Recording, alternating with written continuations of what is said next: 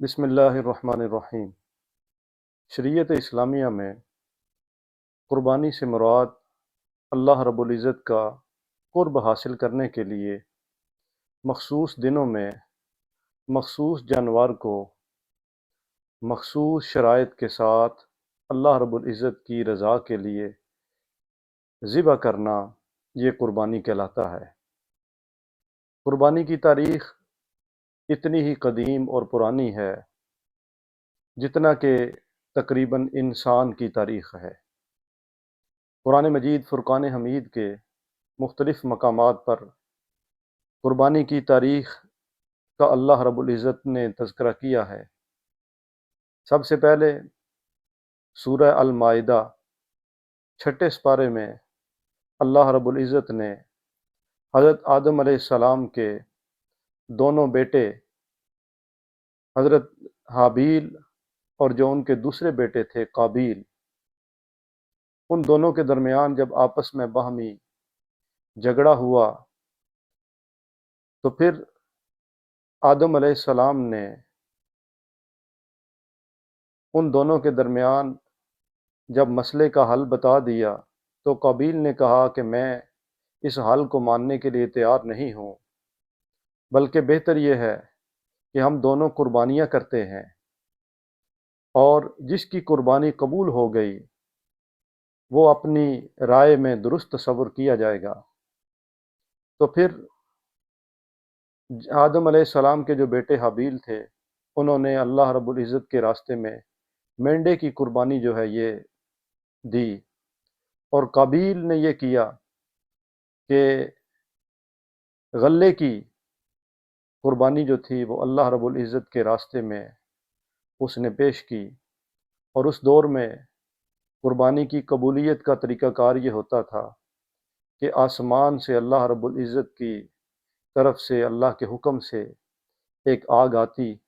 اور جس کی قربانی قبول ہوتی وہ آگ اس کی قربانی کو آ کے جلا دیتی۔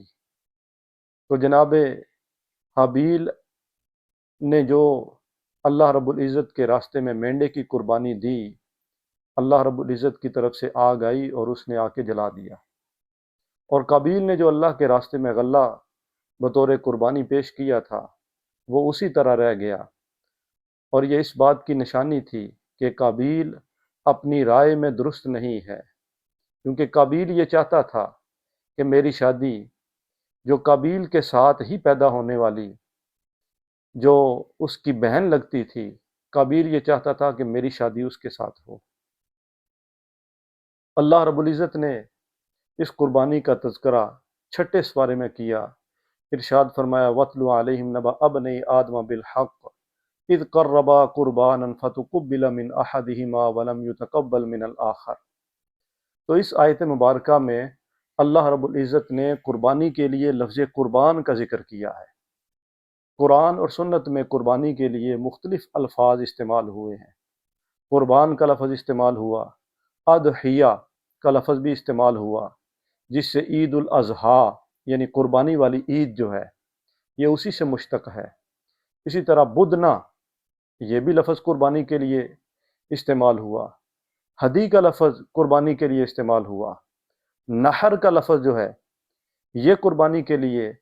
استعمال ہوا۔ تو قرآن اور سنت میں کئی الفاظ جو ہیں وہ قربانی کے لیے استعمال ہوئے ہیں۔ ایسے ہی اللہ رب العزت نے قرآن مجید فرقان حمید میں اس چیز کا بھی تذکرہ کیا ہے کہ اللہ رب العزت کی طرف سے ہر امت کے لیے جو قربانی تھی وہ کسی نہ کسی صورت میں کسی نہ کسی شکل میں یہ ضروری تھی اور لازمی تھی، اور امتیں اللہ رب العزت کے راستے میں قربانی جو ہیں یہ کرتی رہی ہیں۔ وہ مختلف اشیاء کی ہو سکتی ہیں، کیفیات مختلف ہو سکتی ہیں، صورتیں مختلف ہو سکتی ہیں، لیکن قربانی ہر امت کے لیے رہی ہے۔ اللہ تعالیٰ نے قرآن مجید میں ارشاد فرمایا لِكُلِّ أُمَّةٍ جَعَلْنَا مَنْسِكًا، ہر امت کے لیے قربانی ہے۔ اور پھر یہ جو قربانی ہے یہ اللہ رب العزت کی نشانیوں میں سے ہے، شعائر اللہ اسے کہا گیا ہے، اور پھر یہ کہا گیا کہ جو شعائر اللہ کی تعظیم کرتا ہے یہ دلوں کے تقوی میں سے ہے۔ قربانی کو زیادہ شہرت اور زیادہ اس کی جو نسبت ہے وہ حضرت ابراہیم علیہ السلام اور حضرت اسماعیل علیہ السلام کے واقعے کی طرف ہے۔ نبی کریم صلی اللہ علیہ وآلہ وسلم سے جب صحابہ کرام نے پوچھا تو حضور علیہ الصلوۃ والسلام نے بھی اسی چیز کا تذکرہ کرتے ہوئے ارشاد فرمایا سنت ابیکم ابراہیم، کہ یہ جو قربانیاں ہیں یہ تمہارے جو باپ ہیں حضرت ابراہیم علیہ السلام، یہ ان کی سنت ہے، اور حضرت ابراہیم اور حضرت اسماعیل علیہ السلام کی یہ جو قربانی ہے اس کا تذکرہ اللہ رب العزت نے 23ویں سپارے میں سورہ الصافات کے اندر کیا ہے، کہ جب اسماعیل علیہ السلام کو حضرت ابراہیم علیہ السلام اللہ کے راستے میں قربان کرنے کے لیے لے کر جا رہے ہیں اور اپنے ارادے کا اظہار اسماعیل علیہ السلام کے سامنے کرتے ہیں، تو اسماعیل علیہ السلام نے آگے کیا جواب دیا؟ بڑی پیاری گفتگو ہے سورہ صافات کے اندر۔ اللہ رب العزت نے وہی باپ بیٹے کے درمیان جو ہونے والی گفتگو تھی، اللہ تعالیٰ نے اس کا تذکرہ کیا۔ وان ابراہیم علیہ السلام نے اپنے بیٹے سے کہا کہ اللہ رب العزت کی طرف سے خواب میں مجھے یہ حکم دیا گیا کہ میں اپنے بیٹے کو آپ کو یعنی اللہ کے راستے میں قربان کر دوں، تو اسماعیل علیہ السلام نے عرض کی یا ابت افعل ما تؤمر ستجدنی ان شاء اللہ من الصابرین فلما اسلم وتلہ للجبین، کہ اے میرے ابا جان جیسے اللہ رب العزت نے آپ کو حکم دیا ہے آپ ویسا ہی کریں۔ ایسے ہی پھر لوگ حضرت ابراہیم علیہ السلام کی سنت پر عمل کرتے رہے، وقت کے ساتھ ساتھ اس کے اندر لوگوں نے تبدیلیاں کر دی، اس کے اندر جو ہے وہ جو چیزیں ہیں وہ ایسی بھی شامل کر دی جو ابراہیم علیہ السلام کی شریعت کے مطابق درست نہیں تھی۔ پھر ایسے ہی نبی کریم صلی اللہ علیہ وآلہ وسلم کے جو والد ماجد ہیں حضرت عبداللہ رضی اللہ تعالی عنہ، ان کی بھی جو قربانی ہے وہ اللہ رب العزت کے راستے میں پیش کی گئی۔ آقا علیہ الصلوۃ والسلام نے ارشاد فرمایا انا ابن الذبیحین، میں دو اللہ کے راستے میں جو ذبح کیے جانے والے تھے ان کا بیٹا ہوں۔ نبی کریم علیہ السلام کے جو دادا جان تھے حضرت عبد المطلب رضی اللہ تعالی عنہ، انہوں نے یہ نظر مانی تھی کہ اگر میرے یہ جو 10 بیٹے ہیں یہ جوان ہو جائیں، صحیح سالم ہوں، تندرست ہوں، تو ان میں سے میں ایک بیٹے کو اللہ کے راستے میں قربان کروں گا۔ اور جب آپ کے 10 جو بیٹے تھے وہ جوان ہو گئے تو آپ نے پھر 10 بیٹوں کے درمیان قرعہ ڈالا کہ کس کو اللہ کے راستے میں قربان کیا جائے۔ جناب سیدنا حضرت عبداللہ رضی اللہ تعالیٰ عنہ کے نام کا قرعہ نکلا۔ لوگوں نے کہا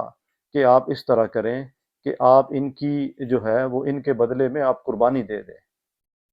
تو جناب سیدنا عبد المطلب رضی اللہ تعالی عنہ نے جناب سیدنا عبداللہ کے بدلے 10 اونٹ جو تھے وہ بطور قربانی آپ نے رکھے۔ پھر قرعہ ڈالا، پھر حضرت عبداللہ کا نام نکلا، دوسری دفعہ پھر ڈالا، حتیٰ کہ 10ویں دفعہ جب قرعہ ڈالا تو پھر جو دوسری سائیڈ پہ اونٹوں کی قربانی والی سائیڈ پہ قرعہ نکلا۔ اس طرح جناب سیدنا عبداللہ رضی اللہ تعالی عنہ کے بدلے جناب عبد المطلب نے 100 اونٹ اللہ کے راستے میں قربان کیے۔ تو یہ قربانی کی تاریخ ہے، یہ چلتی آ رہی ہے۔ پھر اللہ رب العزت نے نبی کریم علیہ الصلوۃ والسلام کو اسی چیز کا حکم دیا، ارشاد فرمایا فصل لربک وانحر، آپ اپنے رب کے لیے نماز پڑھیں اور قربانی کریں۔ پھر نبی کریم علیہ الصلوۃ والسلام اسی پہ عمل پیرا رہے۔ 10 سال حضور علیہ الصلوۃ والسلام نے ہجرت مدینہ کے بعد مدینہ طیبہ میں گزارے ہیں، اور احادیث کے اندر آتا ہے نبی کریم علیہ الصلوۃ والسلام نے ہر سال عید الاضحیٰ کے موقع پر حضور علیہ الصلوۃ والسلام نے قربانی کی ہے، اور ہمیں بھی اسی چیز کا حکم دیا ہے۔ بلکہ نبی کریم علیہ الصلوۃ والسلام نے تو یہاں تک ارشاد فرما دیا کہ جس بندے کے پاس وسعت ہو، طاقت ہو، استطاعت ہو کہ وہ قربانی کر سکتا ہو،